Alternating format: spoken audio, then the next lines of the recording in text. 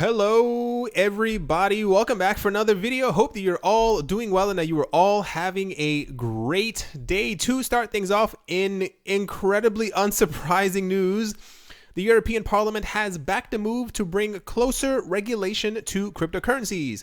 The Parliament's members voted by a large majority on Thursday to support a December 2017 agreement with the European Council for measures aimed in part to prevent the use of cryptocurrencies in money laundering and terror financing, because this is all they're used for. This is why we're here, because we're all, laundering money and financing terror. The Parliament members passed the move by 574 yes votes to 13 no votes. According to the release, the new legislation seeks to address the anonymity of the financial technology by implementing rules for cryptocurrency exchanges, platforms, and wallet providers. If you didn't see this coming, this was probably, like I said, what it was going to be. They cannot control the networks themselves, so they're going after the places where people keep their coins and people who are creating wallets. I don't know exactly how they plan on doing that, but whatever the case may be. Under the measures, such entities must be registered with authorities, as they already are, and will have to apply due diligence procedures, including customer verification. We spoke about this before, especially when it came to South Korea. They passed the entire thing where you had to show ID and show that you were a real person in order to open up a bank account and a cryptocurrency account on some of these websites. And it's like, how were they not allowed to do that before? So I guess they're just doubling down, or just making sure to tell people that, we have to know who you are before. According to the release, the updated directive will come into force 3 days after publication in the official journal of the European Union. After that, member countries of the EU will have 18 months to bring the new rules into national law. I'm going to assume, if you do not live in Europe, things take a lot of time. It's a lot of paperwork. I assume none of this will actually go into effect until another 12, literally to 18 months, especially because they're probably finishing up paperwork, whatever might be going through their heads. But this is unsurprisingly surprising. We all expected that they would give new regulation or rules, or exactly what will be going on in the European Union sometime around June. This was the time we were kind of quoted. Unless something else that's more ridiculous is coming out, this seems to be the exact thing that we were waiting for. I don't have the coin prices up now, but if you look at the coin prices, the market is doing very well. It has not responded negatively to this, I guess, because realistically, we should have all seen this coming, and it's literally the exact same thing that every other country has said before. They want to regulate cryptocurrency exchanges because they cannot regulate blockchain itself. Next up, Amazon Web Services, the e-commerce giant cloud's computing arm, has unveiled a new service for launching out-of-the-box blockchain networks for the Ethereum and Hyperledger Fabric protocols. In a blog post published on Wednesday, Amazon Web Service Chief Evangelist Jeff Barr wrote that the newly available templates allow clients to launch an Ethereum, either public or private, or Hyperledger Fabric private network in a matter of minutes and with just a few clicks. The templates create and configure all of the Amazon Web Service resources needed to get you going in a robust and scalable fashion. Interesting that they chose to use Ethereum for this. I wish Amazon would just kind of come forward and say that they love cryptocurrencies and blockchain, because they're making it kind of a game at this point. There's so many major companies who keep coming forward saying that they are promoting one coin, or they will be using one coin, or they will be using one type of blockchain, and then they, have a press conference saying, yeah, we're definitely not, we don't like this technology. We'll probably make our own. We'll definitely do something else. And it's like, come on, man. Like, we know at this point, like, you guys are planning on using Ethereum, whatever's going on. I don't really care, but good job that they are definitely doing this. In a rather odd news story, cryptocurrency mining rig manufacturer and mining pool operator Bitmain, they're gigantic, has announced that it will destroy a portion of the transaction fees that it accrues from mining Bitcoin Cash blocks in a bid to support the economic health of the network. That's right. Antpool, the Chinese company's mining pool, made the announcement on Friday, explaining that it will burn 12% of all the transaction fees from Bitcoin Cash blocks that it mines by sending them to a burn address whose funds are unspendable, arguing that Bitcoin Cash is at the tipping point of becoming a wildly use public blockchain. Bitmain explained that burning a portion of the network's transaction fees will strengthen its internal economy and help investors profit from the growth of Bitcoin Cash. So, from a statement, while having active users spending Bitcoin Cash is very important for the ecosystem, having investors who hold Bitcoin Cash is also a fundamental requirement for maintaining a strong economy. Without those holders, Bitcoin Cash's exchange value loses significant support. We believe that they should, too, profit from the growth of Bitcoin Cash by their continued stake in the Bitcoin Cash ecosystem. The transaction fees earned by miners are an important growth indicator of the Bitcoin Cash ecosystem, and if a portion of the fees are burnt, it is effectively miners sharing revenue with the entire Bitcoin Cash network. By reducing the total supply of Bitcoin Cash in circulation, Bitmain believes that it will reduce sell pressure on the coin, ultimately making it more valuable. So they're pretty much going to be constraining the amount of Bitcoin Cash that is floating around by taking away a small portion that they get from transaction fees. I don't know exactly. I don't have the calculations, but I want to see exactly how they plan on this benefiting the network, if you know what, or them or the coin, whatever the case might be. If you know what I'm trying to say, I wonder exactly how much they will be putting aside every single day. And how much this will come out to after a year, and exactly how much Bitcoin Cash will be in this unspendable address.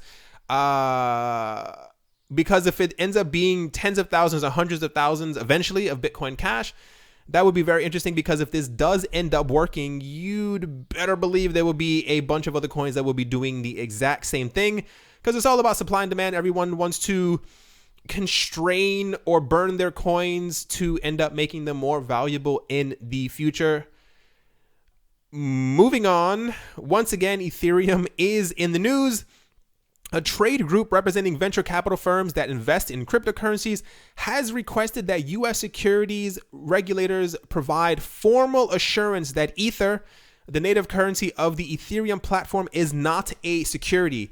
As CCN reported, the venture capital working group, comprised primarily of lawyers, of course, and representatives from Silicon Valley venture firms Andreessen Horowitz and Union Square Ventures, met with top officials at the SEC in late March to make a plea for the agency to provide safe harbor to certain crypto assets. We've spoke about this yesterday as well. They're literally campaigning to make sure that certain coins don't fall under the SEC's watchful eye.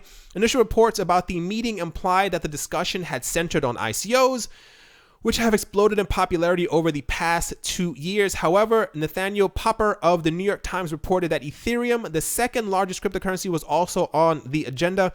As longtime readers will remember, Ethereum was bootstrapped prior to its launch through an ICO-style pre-sale in which the project's founders raised approximately $18 million in Bitcoin, and contributors received Ether once the network, which now distributes new coins through mining, launched in 2015. I don't know how many of you were actually here for that time period. According to the report, the Venture Capital Working Group proposal argued that Ethereum has become so decentralized that it should not be deemed a security, even though it bears many of the hallmarks of a security under U.S. law. So not to get too deep inside of it, pretty much what it is that if you, let's say you create a company and that company creates a stock and people buy that stock because they know that every 3 or 4 months they're going to receive a dividend. This is kind of what they're arguing, especially on one part for the proof of stake aspect, and also because you are deemed to be a security if you are given out from a central location. I don't know if that makes a lot of sense to people. So for Bitcoin, there was never a point, except I think that at the very, very beginning, I think someone was given, 100 Bitcoin or whatever the case may be when the network was first started. But Ethereum, as a company, I think they gave a portion of them away. I can't remember exactly what the thing is. But it raises a few issues that they could be a security. But as you know, or may not know, a lot of the people who, especially the really rich people who got into Ethereum when it first started, missed out on the Bitcoin train. So they got into Ethereum when it was around $1 or $2, $3.50, whatever the case might be, and they loaded up on them. So it is literally in their best interest to make sure that Ethereum is not a security, because it could have a whole bunch of implications for the future of the platform, coins that are being built on top of it, and who can have it on their exchange, and if you have to become registered to have it on your exchange. Because imagine if this becomes something that the SEC has to look over, how many other cryptocurrency exchanges may have to then delist Ethereum on their platforms because they are not registered by the SEC themselves. So this is a huge thing going on. A lot of people like Ethereum, especially if you got into it very, very early. You are making tons of money from it. But we have, answers from the EU, and now it's time to have our answers from the US. And this is going to be a very big thing. A lot of people are literally crossing their fingers and campaigning as well to make sure that certain coins are not securities, because this could have a huge effect on the price as we go forward.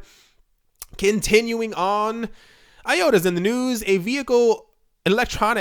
electric vehicle charging station in the Netherlands is now using IOTA's Tangle technology for feeless machine-to-machine communication.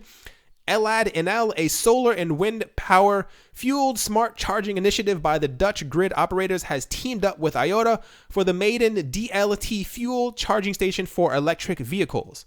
The charging station is located in Arnhem's Buiten campus, which is a business park test site open to the public where customers can access machine-to-machine charging and smart meter-like payments for parking and the energy they consume to power up their electric cars. A developer offers a glimpse into what the code looks like. I can't read that. I think it's kind of weird that literally it says something went wrong and they chose that photo. So the long and short of it is that they are using the Tangle. I think they're also going to be using the token, if I'm not mistaken, in order to send the transactions back and forth. And they actually tested it on a mini Tesla, which I thought was absolutely adorable. IOTA's not in the news that much, so it's okay to hear about them. You guys know exactly how I feel about IOTA. A lot of people said I was spreading FUD. Not really FUD anymore, but let's hope they can get it together, because I know a lot of people do care about the IOTA project. So let's hope this little mini car helps to save the Tangle. That was a joke. Moving on. Russia's proposed state-issued digital currency is indeed coming, according to one of the country's legislators. However, with SWIFT indicating that it has no plans to stop servicing Russian banks, it's unclear whether another Russian protocol for payment network that would include it and several nearby countries will continue to interest policy makers. There's a lot of news about which country or major country which would be able to start their own cryptocurrency, or who would do it first. I think we had news that Thailand wanted to start it. There was news about Seoul and South Korea also starting their own coin, and I think Dubai also has Dubai coin. I think it's called Dubai coin. There's no date on when exactly this will happen. The person who was talking said crypto ruble is not the next year, but it can happen quite quickly. That doesn't make any sense. If it's not next year, 2019, 2020 is not quickly either, so there's no date on this, but I'm assuming over the next, I want to say 24 months, give it a good 2 years, we're going to see a lot of countries coming forward talking about creating their own currencies. There was also news about, oh gosh, not Chernobyl, what's the other place? It's close to Russia, they speak Russian. Oh, this is going to drive me insane. Anyway, some other place that has been sanctioned by America that's very close to Russia. Why can't I think of the name? They came forward and said that they're also going to create, I think, their own blockchain or some type of funding in crypto in order to get around US sanctions. This is not going to be the end of it. This is going to definitely continue. This is going to be something that I think will eventually make waves in finance, and probably not in a good way as we go forward. The US has sanctioned a lot of countries, and other countries who are sanctioned by the US then are on unfriendly terms with other countries that the US hovers over. If I can say it that way. So anyone who has a thumb on top of them by another country, they are going to start making their own cryptocurrencies, especially as they become more popular, because they want to circumvent all of these sanctions that are on top of them. Lastly, Bitcoin is trying its darndest to move to $9,000. I have my own ideas why I think this is happening. I think it's partially because the network, everyone wants to move forward with the price. If you have been paying attention to what I've been saying the last week when it comes to altcoins, all the altcoin prices are skyrocketing. And I mean, they're moving really, really fast. But what happens when all the other coins end up, skyrocketing further than Bitcoin that was rising by 1%? Bitcoin loses its dominance. And I think the people who were trying to push the price of Bitcoin down, and thus the other altcoins, this is just my opinion, I think they kind of got scared because a lot of coins were, they stopped caring. They didn't really care that Bitcoin wasn't moving, and they were trying to get higher as well. I think the prices on one of these tabs, Ethereum was, see, when this goes down, everything else has to go down as well. But Ethereum actually went over, I think, 600 for like a little bit. Bitcoin Cash also went over 1,000 because it was hovering around 900. So when all the other coins start going up, I personally think they were like, Bitcoin also has to go up, but I think they're still trying to push it down. For whatever reason, I'm not a billionaire. I don't know the depths of their mind or exactly what they're thinking. But the rest of the market is kind of tired of it, waiting for this, this momentum to slowly pick back up, especially when so many of the other coins are launching in a couple of weeks. A lot of people don't realize that EOS and I believe also Amize Go, they're launching in about 5, 6, 7 weeks. So not that much time, Bitcoin. There's a lot of rumors that when EOS does launch, there will be hundreds of apps built on top of the EOS blockchain. What I always say, when you have stuff built on top of your blockchain becomes more valuable. And the predicted prices for this summer for EOS are saying that with the amount of coins that EOS has, and potentially also with Amize Go, that they could push out Ripple and Ethereum for the number 2 and 3 spot. Let's see if that actually happens. But, you got to be worried if you are controlling one of these projects. I mean, it could also be that it is the weekend. We know exactly how prices act on the weekend, but we had a very strong week when it came to cryptocurrency prices. Not to spend too much time on this, but I'm very excited to see what will happen on Monday. Fingers crossed that everything continues to go back up, because I would like to have a nice summer vacation. All right, everyone, that is definitely going to do it for this video. I hope you guys all have a great day, great weekend, wherever you are, wherever you might be. Hope you guys have a crazy week, and hope you have a chance to enjoy your Saturday and Sunday. Thank you once again for all the support, and I will talk to you all soon. See you.